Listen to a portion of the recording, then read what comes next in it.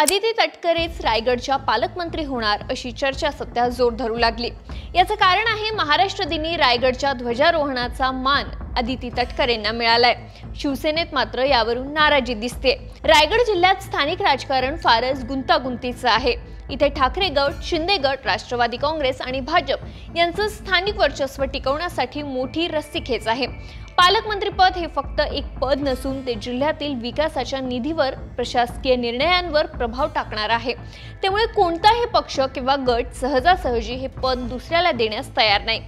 त्यामुळेच या वादामागे केवळ सत्ता समीकरणांचा विषय नाही, तर काही सखोल राजकीय आणि सामाजिक कारणंही दडलेली आहेत। त्यामुळेच इथे पालकमंत्री पदाच्या वादातून शिंदेंची शिवसेना किंवा पवारांची राष्ट्रवादी काँग्रेस माघार घेण्यास तयार नाही।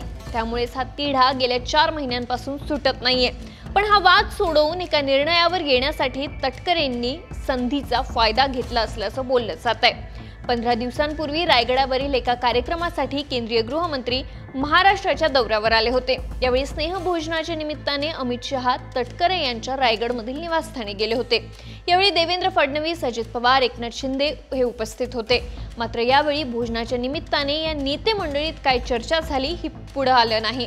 यावेळेस तटकरे यांच्या निवासस्थानी मंत्री भरत गोगावले यांनी जाणं टाळलं। त्यामुळे पालकमंत्री पदावरून चर्चा झाली असण्याची शक्यता आहे। केंद्रीय मंत्री अमित शहा हे सुनील तटकरे यांच्या घरी जेवणासाठी जातात, त्याला राजकीय दृष्ट्या खूप महत्त्व आहे। यावेळी डिनर डिप्लोमसीतून नेमकी काय चर्चा झाली हे पुढे आलं नसलं तरी नक्कीच यावेळी अनेक अनौपचारिक चर्चा झाली असणार। मात्र या चर्चेतून नेमकं काय ठरलं हे समजण्यासाठी आणखी काही काळ वाट पाहावी लागणार आहे। पण महाराष्ट्र दिनी अदिती तटकरेंना ध्वजारोहणाचा मान मिळालाय। ध्वजावंदनाचा मान हा पालकमंत्र्यांचा असतो। मागच्या वेळी अदिती तटकरे मंत्री असूनही त्यांना पालघरला पाठवण्यात आलं होतं।